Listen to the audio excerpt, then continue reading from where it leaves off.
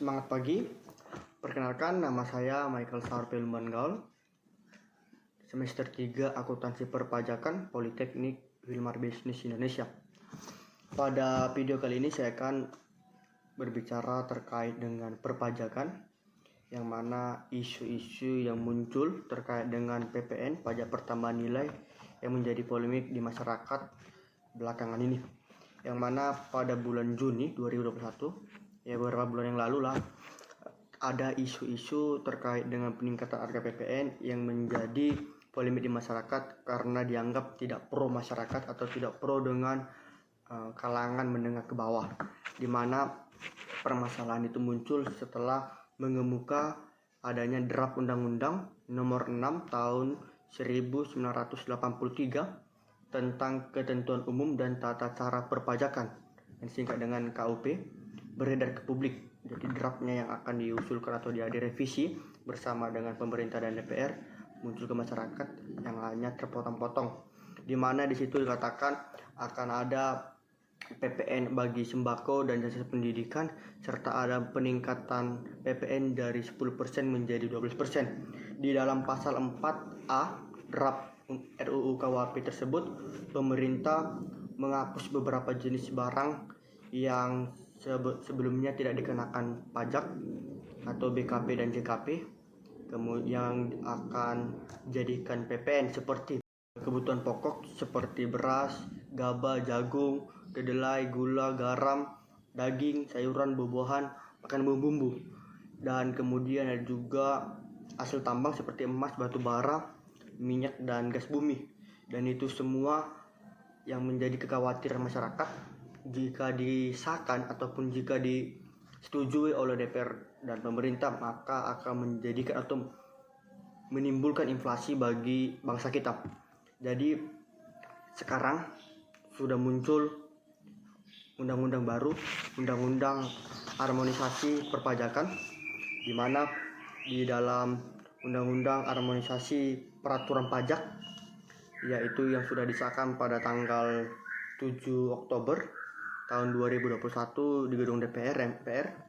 Di situ jelas bisa kita lihat di dalam undang-undang tersebut ada BKP dan JKP yang sebelumnya diisukan akan terkena pajak PPN menjadi berubah, di mana tentang jasa pendidikan dan sembako tidak jadi dimasukkan atas pertimbangan kepentingan nasional, dan ada peningkatan PPN yaitu 11% yang berlaku yaitu 1 April tahun 2022. Kemudian akan meningkat lagi menjadi 12% yang akan berlaku paling lambat 1 Januari 2025. Itulah mungkin beberapa perubahan-perubahan yang digunakan ataupun yang disahkan di Undang-Undang Harmonisasi Peraturan Perpajakan HPP. Kemudian akan ada payung hukum yang jelas sehingga perpajakan di negara kita lebih teratur dan lebih menguntungkan baik bagi masyarakat menengah ke bawah dan masyarakat menengah ke atas, sehingga negara betul-betul bisa mendapat penghasilan yang lebih baik dan masyarakat tetap sejahtera, ekonomi semakin pulih dan memajukan bangsa dan negara kita. Demikian dapat saya sampaikan terkait isu PPN dan sudut pandang daripada masyarakat maupun negara. Terima kasih, salam pajak. Sekarang bagaimana pandangan saya dari segi masyarakat terkait dengan adanya perubahan atau isu-isu terkait PPN ini. Yang pertama, pandangan saya, jika PPN terhadap sembako, jasa pendidikan ini dikenakan atau peningkatan PPN dalam waktu dekat, maka akan otomatis terjadi inflasi, di mana harga-harga akan meningkat dan daya beli akan menurun, sehingga ekonomi akan memburuk, khususnya di masa pandemi saat ini yang sangat menekankan ekonomi masyarakat, khususnya yang kelas ke bawah. Dan ini akan menimbulkan pro kontra ataupun keributan, sehingga kepercayaan masyarakat terhadap pemerintah juga akan menurun. Walaupun ada hal-hal yang sebenarnya ingin ditingkatkan melalui penambahan ataupun peningkatan pajak untuk pemulihan ekonomi seperti yang dikatakan oleh Kementerian Keuangan Ibu Sri Mulyani. Jadi kemudian bagaimana tanggapan saya dari segi pemerintah? Yang pertama, adanya Peningkatan PPN ini guna menunjang pendapatan negara melalui pajak.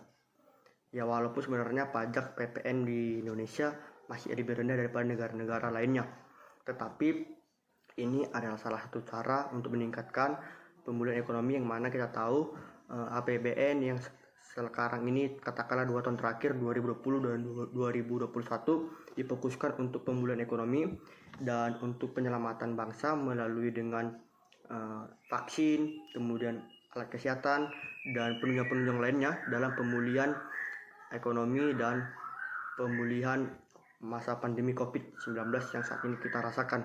Jadi dengan adanya peningkatan ini, maka akan teratur, akan ada harmonisasi antara BKP dan JKP yang sebelumnya tidak dikenakan, akan dikenakan.